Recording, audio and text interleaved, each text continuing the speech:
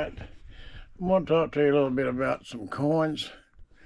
I've been fooling with coins for a long time, and if it's something that you've thought about doing, just never did get into, back when I was a young teenager, silver was still in circulation, and I started collecting coins. Some of them I probably still got, some I've traded and added to my collection, a little bit of different stuff since then. I think 1962 or 3 somewhere, maybe 64 I started. But anyhow, so anyway, I started collecting pennies, and that's a good thing to start with is cents. And I started, I think, with the 1941 book that goes up to 59, which it went on up to 1974, I think, or whatever. But anyway, here's a few of my coins that I just want to show you. I don't know if you can see it or not. There is my 1937 D three-legged buffalo nickel. It's probably at least a MS-60. I've had it for quite a few years. All right, the oldest silver dollar I've got, I think, is this 1797 drape bust. I think it might have 13 stars, 1, 2, 3, 4, 5, 6, 7, 15 stars, I believe, on it maybe. Anyhow, you can see, now I didn't get these right off the bat. I've shown you a few of these coins. And this is the next one, I think, next oldest one, this silver dollar I've got is 1800 Liberty. 1, 2, 3, 4, 5, 6, 7, 10, 11, 12, 13, I don't know. 13 stars maybe, I don't know. Herald Eagle reversed. Then I've got, we'll move these down kind of out of the way. I've got a trade dollar, 1877, Carson City. Probably very fine or better. So that's a dandy coin. Then I got a 1879 Morgan. I think they come out in 1878, the Morgan dollars did. But this is a Carson City in extra fine shape. And here's a 1885 Carson City, also in about an extra fine shape. Got a little bit of something sticky on the back of it, I think. Maybe it might have been on the coin before it was put in that holder. Anyway, I also like old large cents and half cents. I have got a Virginia a halfpenny. The British people was controlling the money then, back before the United States was formed and the United States Mint started. And they called things pennies then instead of cents. We still call them pennies, but there's cents in the United States. In Britain or England, they're called pennies. So anyhow, this was the large cent. This is 1841.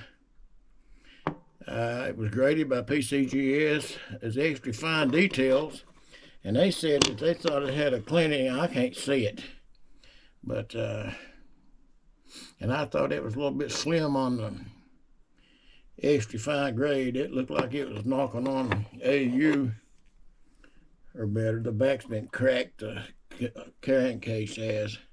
But that's a dandy coin right there. The best shaped large cent coin that I've got. But let me jump over to this. I've got the rare 199S And I don't see how in the world SIG's come up with environmental damage on this.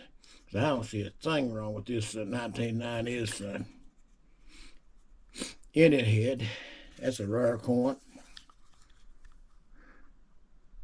Well, anyway, I hope you can see what I'm showing you there.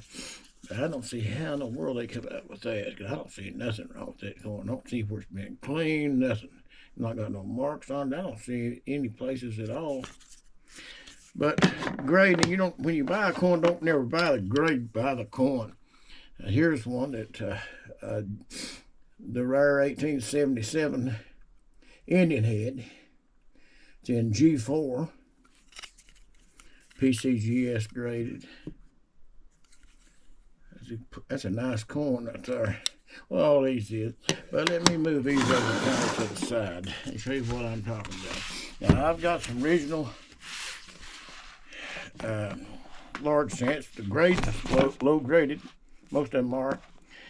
But I got a 1798 top left. And I think it's got the reverse of 1796.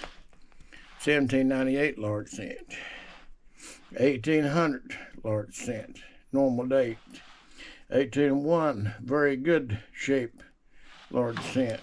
Now none of these been cleaned or nothing. I just wore pretty bad. The 1802 very good 8. Small date 1803 blunt 1. Okay, got the 18.3 small date, large fraction in G.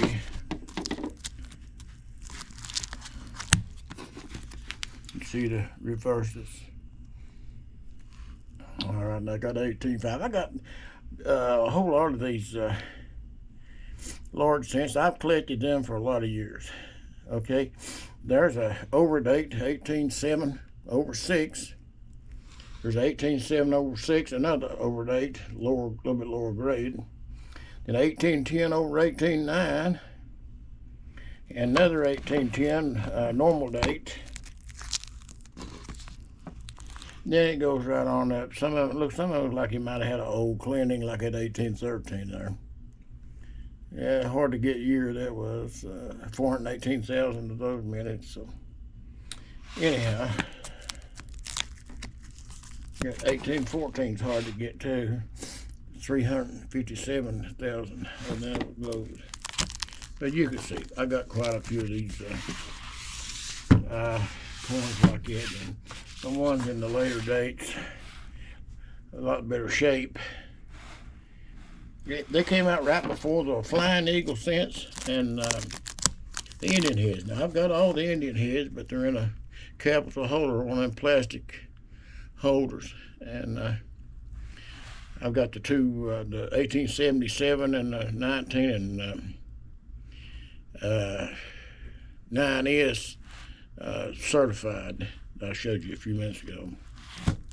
So some of these pretty good looking coins. You take that 1856 slanked 5, then AU better. Some of these are pretty good coins. All right, let's see what else I got here. Let me look. Might have some other stuff in here too. The large cents I think went up to 1856, maybe. If I remember right, yeah. Okay, there's one. I got 256s. All right.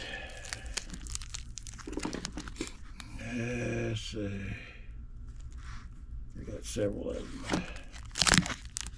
All right, this is what this is. Got a seated 25-cent piece, 1877. Okay, there's one's been cleaned. 1833 obverse cleaned. Yeah, anyhow, you can see how some of these. I've been fooling coins for a pretty good while. I'm not worried about selling any of them. I just done it for. There's my half cent, Virginia half cent. Or half penny. I call it half cent, but Virginia had pennies, United States had cents. So okay, and there's a half cent, 1832, low mintage, 51,000 of those mintage. It's a real low mintage. 1853, 3 cents silver. Oh, 10 cent seated dime with arrows. And 1877 is 25 cents seated. See what else we got here. There's a Civil War token, in case you ain't never seen one. I can get this thing to hold straight. That Civil War token, 1863. There's a 1852 over 1, 3 cent silver piece. That's hard to get. 1868 FS number 5, 5 cent shield nickel. That's hard to get. 53 silver dime that's been cleaned or scooted on the floor before it was put up or what. There's a 1921 one of the rare date Mercury head dimes, and the 1858 small letter flying eagle cent. That's the amount, the size of that. I think out of all these coins, I like this one. This, I think that MS60 is shy on that grade. I think it's at least a MS62 or 3 on it. Well, anyway, I like these coins right here. And it's out of all of them I have, I would think I like these right here probably.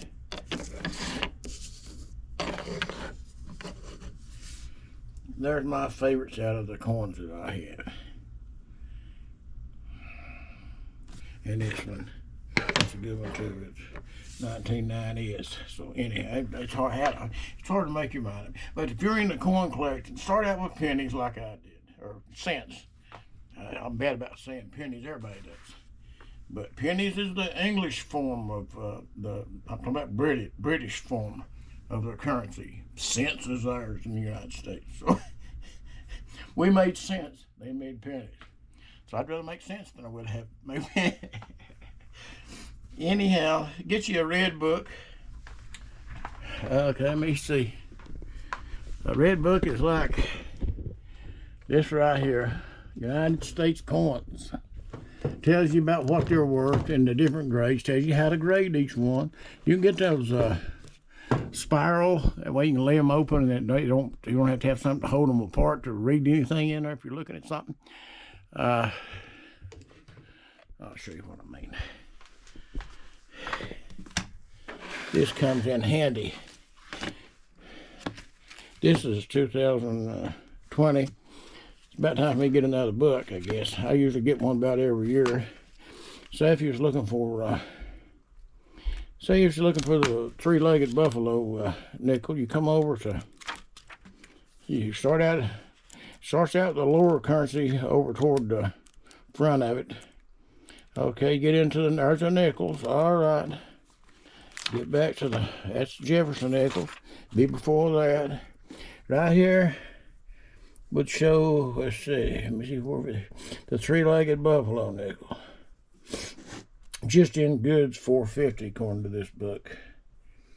Okay, MS60 be 1800s, which that's probably about right, I guess, according to the way that one of mine was graded. I guess on MS60 wasn't much difference in it, but anyhow, you can find anything, any of the prices about what you are, and tells you how to grade them.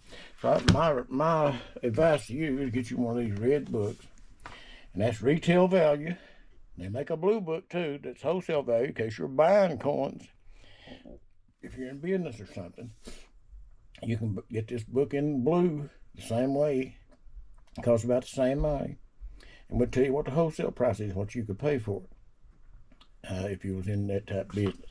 But anyhow, I've looked at these a lot of times for different stuff. See, you can just go into $50, all the different years, different whenever they was made, silver dollars, and take for instance the trade dollars. Mine will be in here. That 77 that I had a while ago. This one right here. We'll be in here, see, 1878 there. I just look back just to be doing it, see, be in this area. I don't even see that list. That's not it. Okay, so here it is. It's be right here, see, 1877, Carson City. Right in that line. So you can find what you're looking for with one of these and figure out what something's worth. That way you won't overpay for something if you're buying, trying to collect. Okay, till a later time. Goodbye.